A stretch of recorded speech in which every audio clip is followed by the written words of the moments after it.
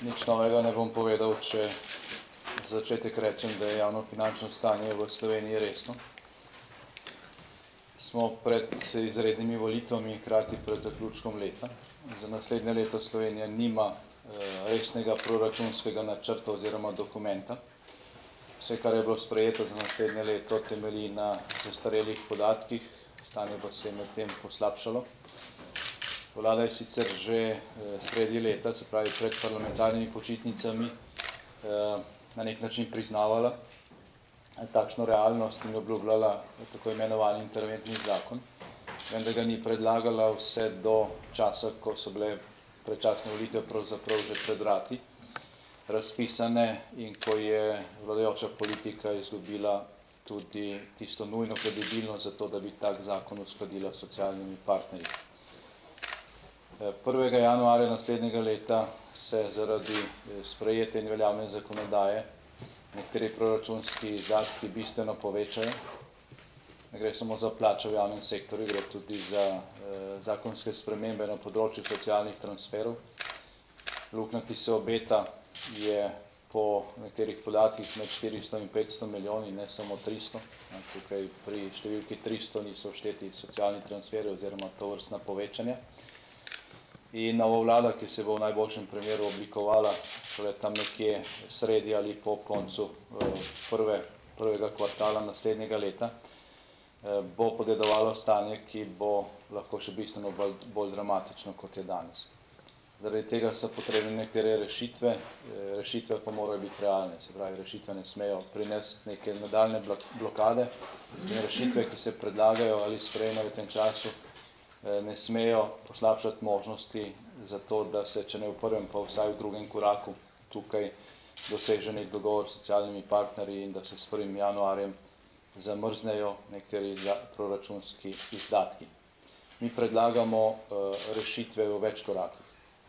Prvi korak mora biti po našem mnenju zgled.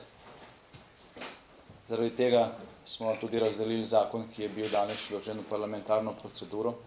Predlagamo namreč, da iz tega paketa zamrznitev, ki ga je predlagala vlada in ki mu nekateri sindikati nasprotujejo, izločimo vprašanje funkcionarskih plač. In da funkcionarske plače od 1. januarja naslednjega leta pa do sprejetja rebalansa proračuna za naslednje leto ne samo zamrznemo, ampak jih znižamo za 10%. Na ta način bo politika dala zgled socialnim partnerjem, da je sposobna najprej začeti pri sebi, da je sposobna najprej začeti varčevati tam, kjer noben sindikat temu ne bo nasprotoval in se na tej podlagi pogovarjati tudi naprej. Finančni učinki tega ukrepa, se pravi znižanje funkcionarskih plač za 10%, niso neznatni, ne gre za drobiž, gre za milijone evrov, vendar pa to ni glavni prispevek k temu, kar je potrebno storiti. Tako da gre poleg tega, da je na mizi določen finančni, predvsem za demonstracijski učinek, za zgled. In to je, mislim, da nujno potreben prvi korak, brez katerega v tem času pred volitvami nobena politika nima dovolj kredibilnosti, da bi dosegla resen dogovor. V drugem koraku je treba resno obravnavati nekatere zahteve, ki so jih dali sindikati na mizo. Če z eno besedo oziroma z enim stavkom ocenimo te zahteve, potem je treba reči, da zahtevajo celotno sliko. Zahtevajo resnico o tem, kaj lahko pričakuje v naslednjem letu, kakšno je dejansko stanje in koliko oziroma kako pravični bodo ukrepi, ki se bodo morali naslednje leto sprejemati. Jaz mislim, da je treba tukaj iti naproti sindikalnim partnerjem oziroma socialnim partnerjem, predvsem sindikatom, tudi gospodarstvu in na to resno odgovoriti. Brez tega, da zamegljujemo stanje, kako je lahko boljše od tega, kar dejansko je. Glede na to, da smo pred predčasnimi volitvami, glede na to, da imamo vlado, ki je tudi formalno doživela nezaupnico, glede na to, da je parlament pravzaprav v fazi razpuščanja oziroma samo razpuščanja, mi ne pričakujemo, da bi lahko to jasno sliko in tudi neke realne zaveze za naprej lahko dali še v sklicu tega parlamenta. V naslednjem parlamentu verjetno nekaterih parlamentarnih strank, ki danes obstaja, ne bo več.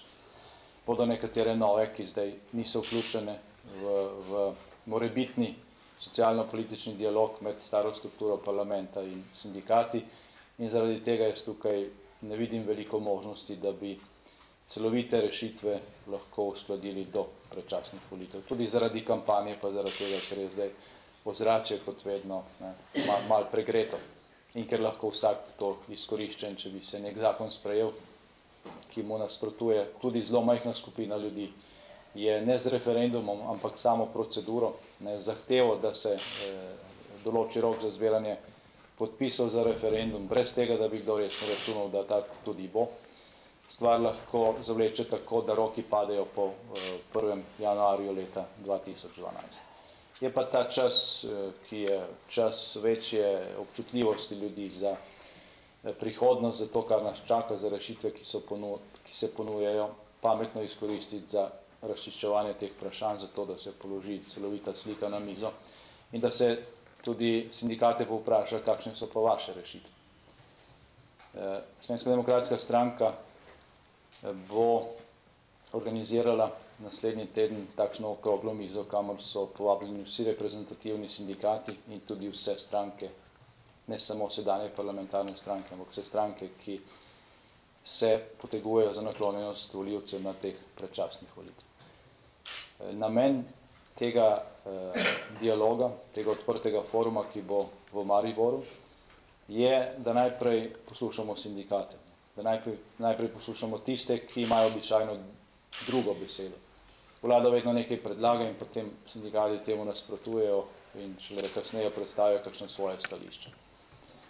Zdaj bi jaz zadevo obrnil. Vlada in politika v celoti, tudi mi, bomo prispevali svoj delež, je dolžno predstaviti svoje poglede za naprej, ali pa, če hočete, to celovito sliko, ki jo zahtevajo cel gost.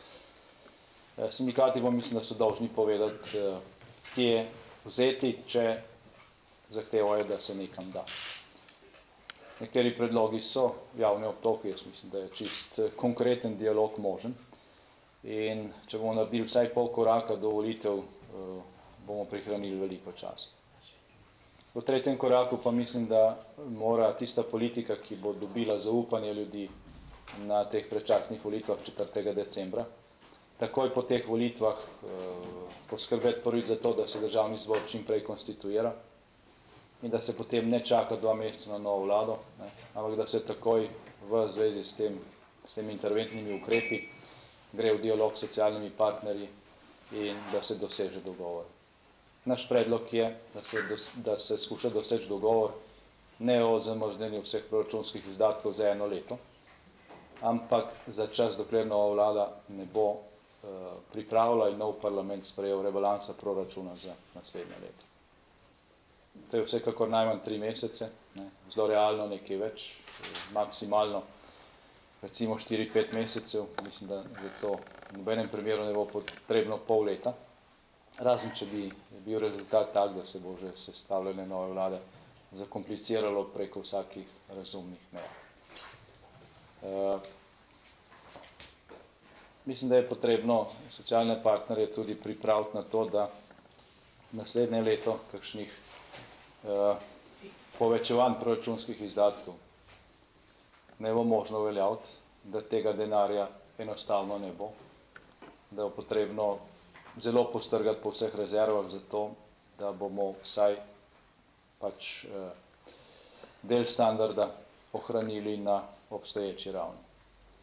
In glede na to, da mi predlagamo tukaj začasno zamrznitev plač funkcionarjev za 10%, moram tudi naprej odkrito povedati, da bo verjetno potrebno, ko gre za ta segment, tudi ob rebalansu proračuna, to znižanje uveljavljati do nadaljnega in tudi za naprej z lastnim zgledom pokazati, da so tudi tisti, ali pa da smo tudi tisti, ki predlagamo, da bi morali vsi zatisniti pas, varčevati pri sebi, začeti z varčevanjem pri sebi in morda ta pas zatisniti čez eno luknjo več kot ostali. Tudi več rezerv je v tem segmentu in ne glede na to, da kdo od tega ne bo smatral za pravično, se mi zdi, da je to pač potrebno. Tudi socialni dialog je bistveno lažji, če lahko nekdo na lastnem zgledu pač potem tudi druge poziva k varčevanju.